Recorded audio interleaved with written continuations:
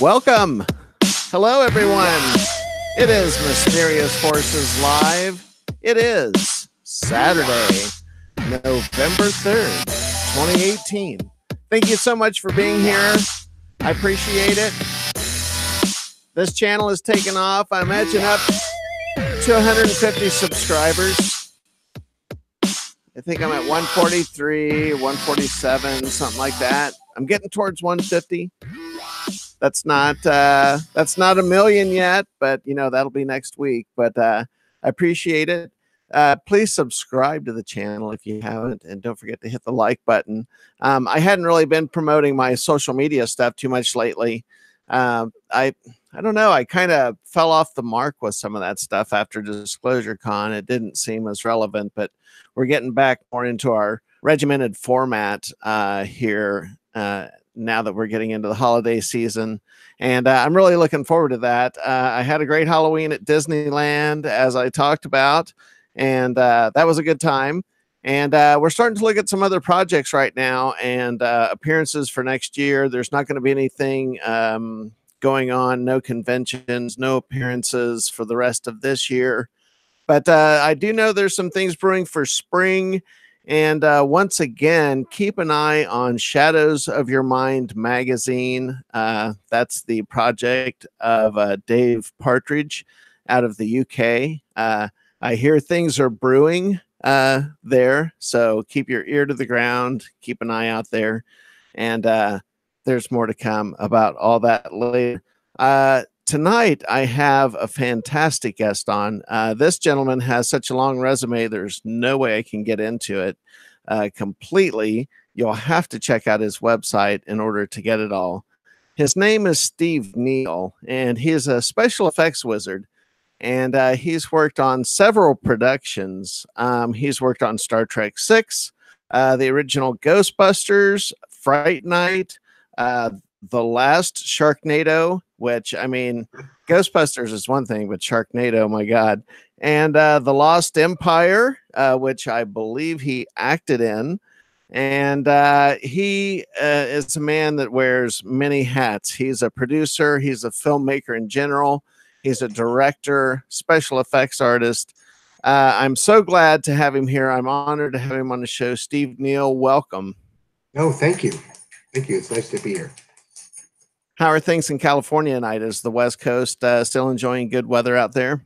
Of course. It was 75 today, and it's probably about 62 right now.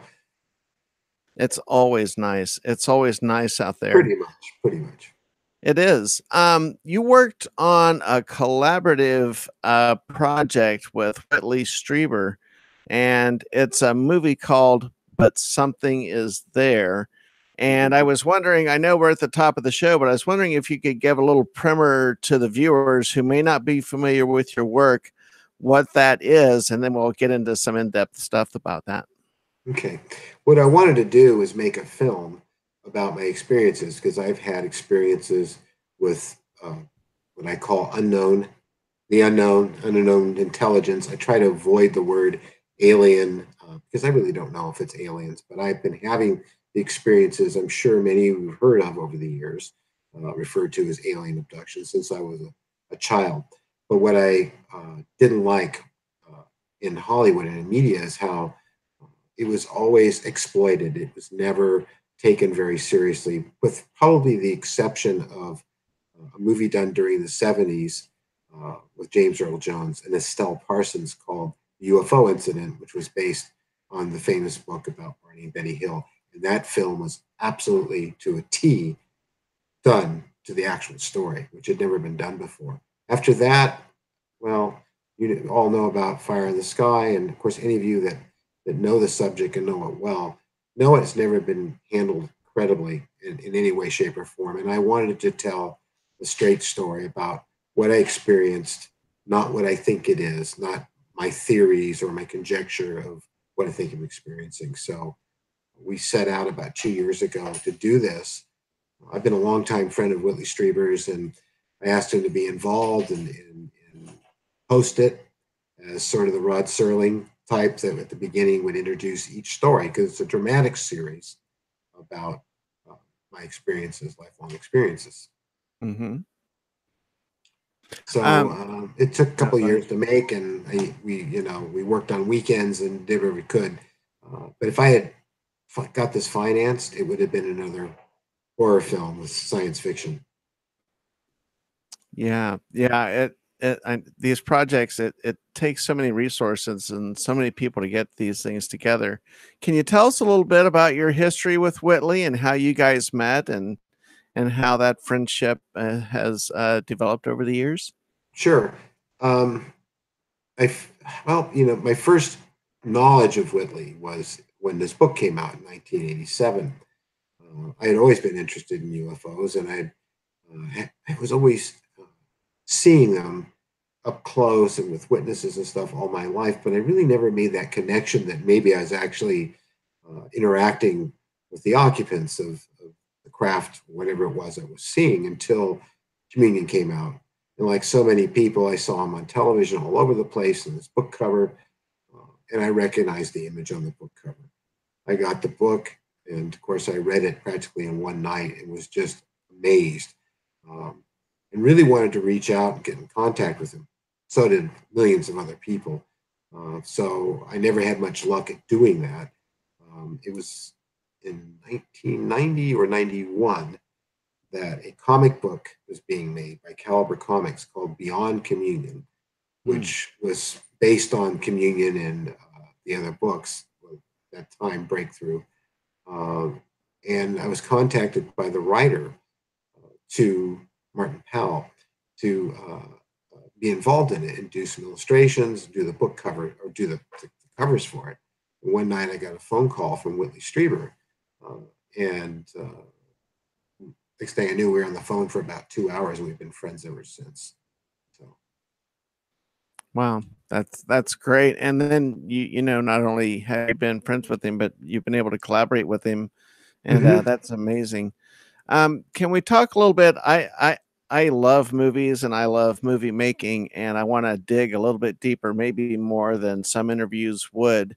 Can you discuss a little bit about how you negotiate creatively with telling a true story and not over dramatizing it to the point where you're being dishonest in your presentation, but also respect the art of filmmaking in that it still has to be engaging on some level, and there still has to be some tension in the film to keep the audience engaged. And audiences kind of expect that engagement when they watch movies.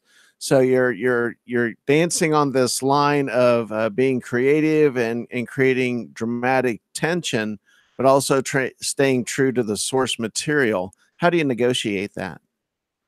well, when you are actually the one paying for the budget and are under control, you're able to do exactly what you want. So, and there's very little, if at all, is anything over dramatized or been embellished but something is there. It's very straight to what actually I experienced. So in every way, I mean, if you watched it, so I mean, all that stuff between my grandmother and my grandfather and all that stuff happened. Right.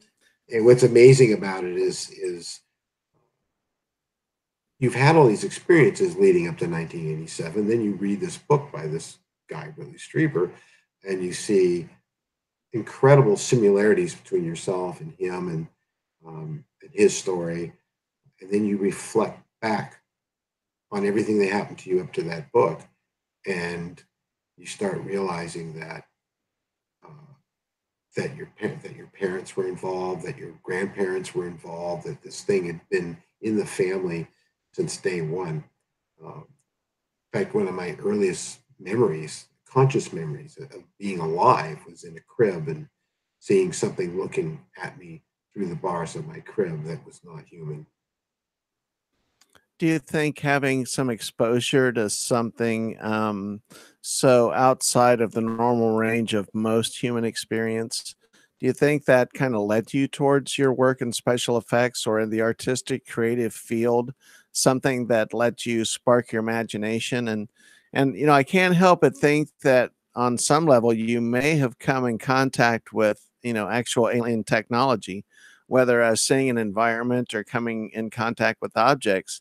And then, you turn around and you're creating futuristic props and set pieces for these sci-fi movies. And it just seems to be, at least on subconscious level, a direct link between those two things. Well, it's definitely influenced me, I believe, a great deal because to be involved in sci-fi, in science, and technology, I'm very, very fascinated by it to this day, and constantly involved in it. And astronomy is always one of my biggest things too. I've always had a telescope. When I was a kid, all my friends are off playing baseball. I was, looking at the stars at night. Um, because I had this affinity with them, this connection to them. And not only that, I had a connection to my environment and nature. I felt one with it, whereas most people felt at that time growing up, it seemed that they very much separated themselves from it, that they were kind of in their own little reality bubble. That didn't mean that they were part of the animal kingdom, nature, the environment, and the planet, and the stars that they were born from. So it most definitely influenced my career choices.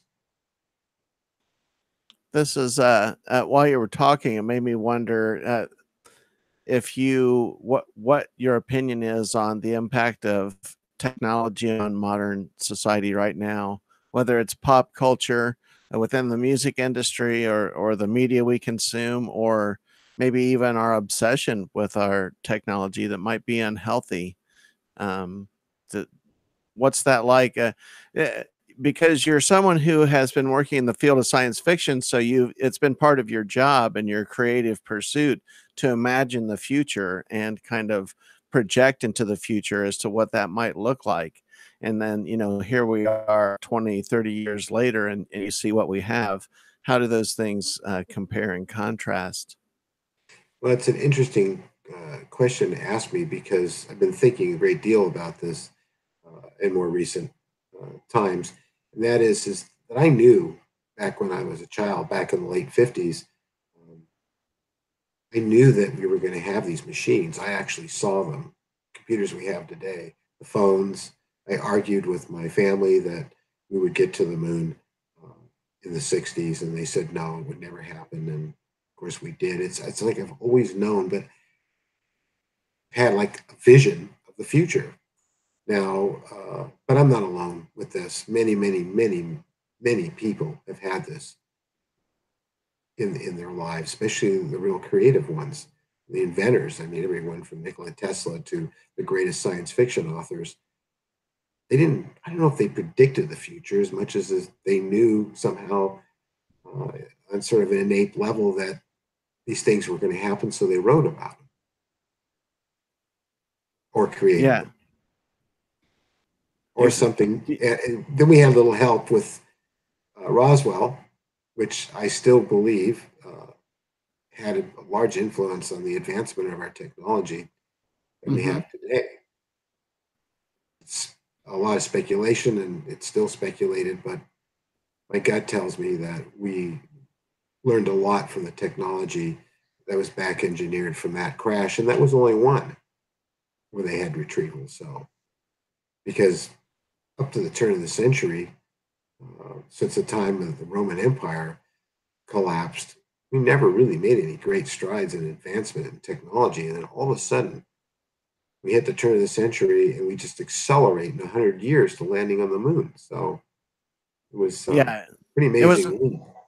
Yeah, it was an incredible leap in technological understanding, and just transistors coming along at the point that they did, and just that was the first revolution in technology. Just Mm-hmm. transistors, getting things down to that size. I'd had occasion one time. I'm not going to get into this, but I'd spoken once to a guy that he was actually a colleague, and he had worked in naval intelligence for 22 years.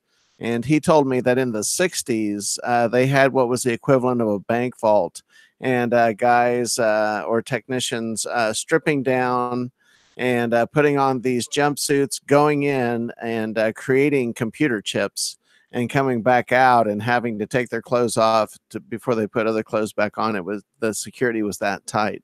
But he said in the middle of the 60s they were building chips, you know, even at that level. His estimation was that military technology is about 30 years ahead of what we're seeing at the consumer level. Yeah, I've heard that. You know, I don't know if that has been skewed by the advancement of technology, because, you know, that gap might be even wider now with digital technology. The problem I have with the obsession with technology today, that's fine. It's incredible what we can do with technology. We can be very creative as a result, like we never have been before. I could have never made my film back 30 years ago if I didn't have the technology I have today. I couldn't have afforded it, or had the capabilities that we have with doing the types of computer effects and things we have. But at the same time, people seem to be disconnecting more and more from the fact that they're an amazing, remarkable thing. They're this light form born from stellar material. They're losing touch with their own environment. And I don't think they ever look up at the stars at night and realize what they're connected to, which is why at the beginning of But Something Is There, Whitley sort of takes you on a journey and reminds you where you are, that you're on this planet orbiting a star, like all the other stars you see at night. And yet, a lot of the comments out of the 300,000 or 400,000 people that saw it complained about that was boring and you should just skip ahead. And yet most of those people who are making those comments probably don't even realize their sun is a star. They think it's something different. Right. You know? Yeah. They maybe should listen to that intro. Yeah. And I think modern media has probably heightened people's expectations for action. And I don't know. There might be two different audiences out there. People who are really interested in disclosure or exploring the truth behind this phenomena, whatever it turns out to be, or people who are just looking for escapism and just want entertainment. And I know that those two things kind of meet up in this arena frequently in different ways, sometimes for good and sometimes for bad. But it does happen.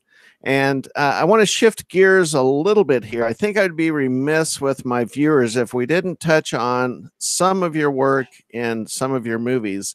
And I want to lead this off with a big time fangirl question. And that is, I grew up crazy about Planet of the Apes. And in turn, I was a huge Roddy McDowall fan.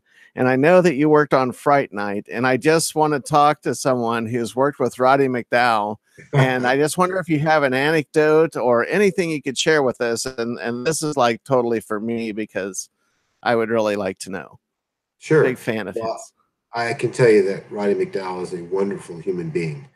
I never worked with such a gentle and kind man. He was beloved by the entire film industry.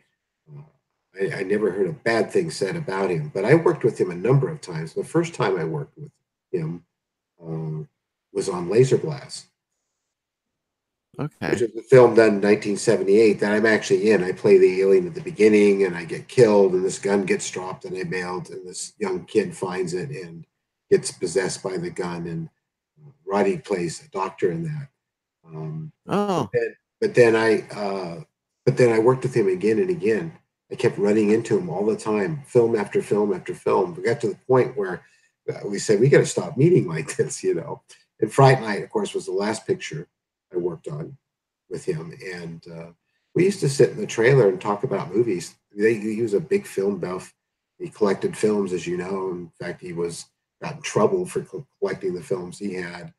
But he was terrific to work with. And I was a big Planet of the Apes fan too, especially of the first picture. If it hadn't been for that film, I probably wouldn't have got into special effects makeup, because I wanted to learn how that was done. And that's what led to my career as an effects creature makeup artist. I even got to work with John Chambers, the man who Oh, created wow. the makeup. So, and got to be friends with him, and it was a great experience. So I owe a lot to that movie.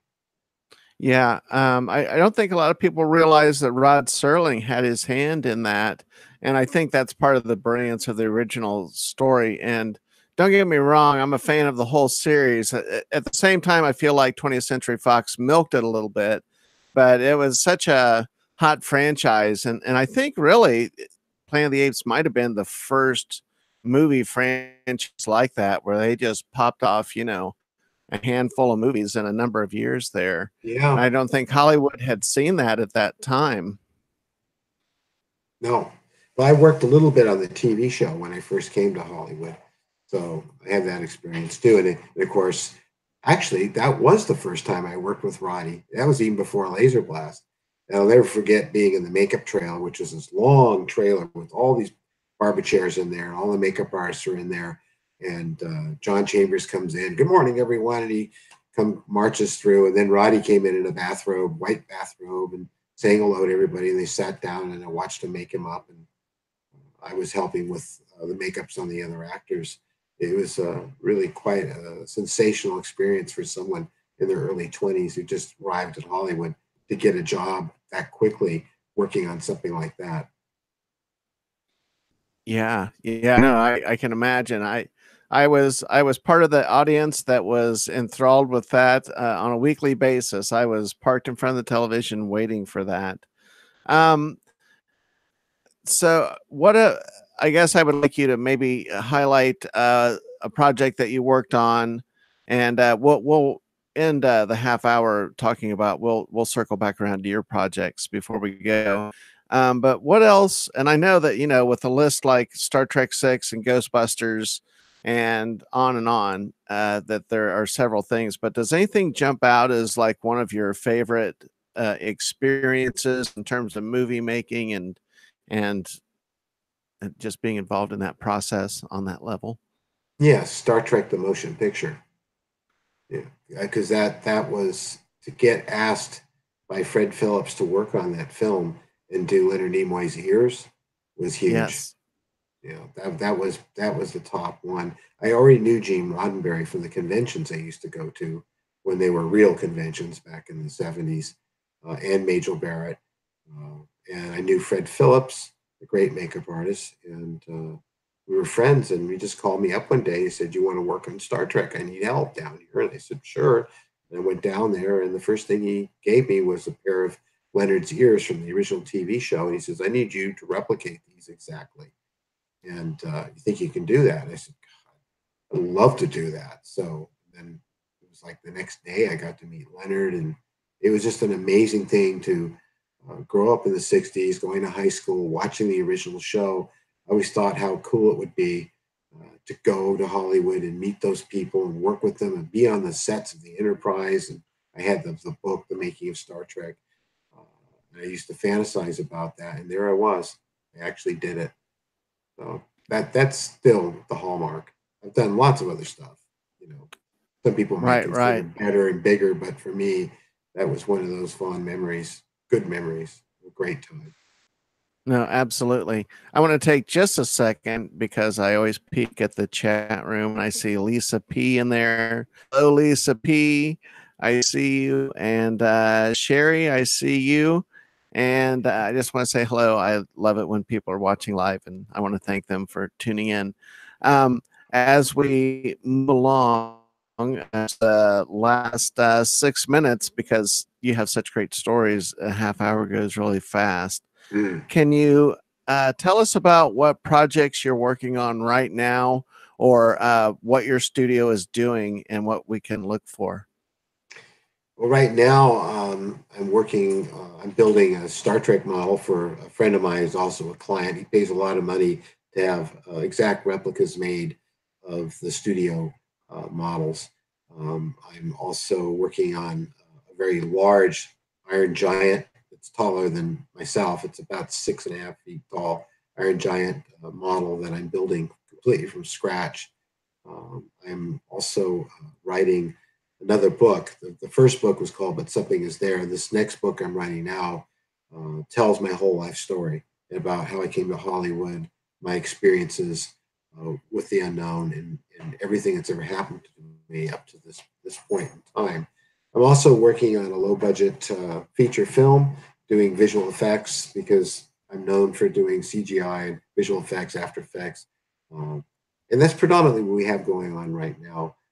I'm planning to do a documentary about one of my favorite passions in life, and that's radio controlled flying and building model airplanes. And going very slowly but surely start on that. That'll be a 2-hour documentary about the whole hobby, which I don't think the public knows anything about. They think they're toy airplanes. It's much more than that. So that's kind of what we're doing. Yeah. That's cool. That's a lot. That's still a lot. Have you ever played around with the jets, the actual RC I got bored with jets? Them. Yeah, I got bored with them. Oh, really? In fact, recently I sold them all because all they do is take off a runway and go real fast in circles, and it just got boring. And so my real passion is radio-controlled sailplanes, gliders that get towed up. Plane and release them and fly them and soar and catch thermals, and it's and they're quite big. I mean, the average wingspan is 100 inches up to 200 to 300 inches. So we build them just like the real thing, except we don't get in them. Right. Do you put a camera on them and get some footage? Yeah, I have cameras that go on board. You know, sometimes I put them on, but basically we love to watch the ballet in the sky. So. No, that's amazing, and that's a very zen activity. That would be very relaxing. It is. Can you tell folks where they can find the pilot, which is called But Something Is There? Is it a pilot or is it actually a standalone movie? It's a pilot. That's what I thought. It's only an hour long, or a little less than an hour. It's standard pilot length. So, and it's on our Vimeo account, which I don't have the URL off the top of my head. I don't even know it myself. I have it bookmarked. Oh, no, it's okay. We'll have links. Look in the links. The professor's in the chat room, and he's dropping links, and we'll make sure that folks know how to find you. If you just type in the name into Vimeo search, But Something Is There, it'll come right up. There's 2 versions, but I forget what the deal is. I forgot to take the other one down. That they're very similar. One's a lower res, one's a higher res. But they really do look about the same. And of course, if you have a smart television, or even if you don't, if you're streaming and you go to log into Vimeo, you can watch it on your big screen, which is what I recommend with surround sound, because it is a very high-end production. So, are you looking for funding for that? Are you looking to turn that into a series, or yeah, I am. I wrote more scripts, but I released it to the public for free, so hopefully people would see it, and maybe somebody reasonable would come to us and say, I really like what you did.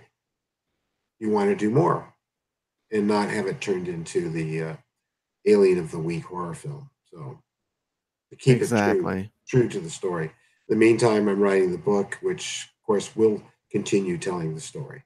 And my book, which is on Amazon, But Something Is There, it goes into a lot more detail about the experiences I've had. You know, there's pictures in there and pictures of my art. I'm also doing an art show, which has paintings I did on the subject, my life and experience, and sculptures. In fact, currently for the art show, I'm sculpting Travis Walton Bean. Oh, that's amazing. That's about so where's big. So where's this showing at? It's gonna be in Ventura at our studio. It'll Very be nice on the internet. Yeah, I have several pieces to do still, so it'll be a while, but. Awesome. Thanks, Steve. Please come back. I would love to have you back on, especially as you're rolling more projects out. This was a fascinating conversation. Thank you so much. I appreciate it. Okay. Thank you. And thank you for watching out there. Don't forget to like. Don't forget to subscribe. Check out the Facebook page, Mysterious Forces Live, and check out my Twitter page. You can find me on Twitter at MyForcesLive. I do pop in there and I check stuff out, and I like to interact with people. So get in the groove. hit me up on social media, like, subscribe, and share these videos. Get me to 150. I need 150 subscribers.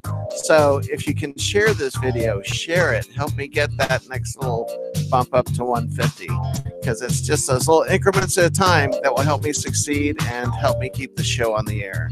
Thank you so much for watching, and I appreciate it. Have a great week coming up, everybody, and we will see you next Friday night on Mysterious Forces Live.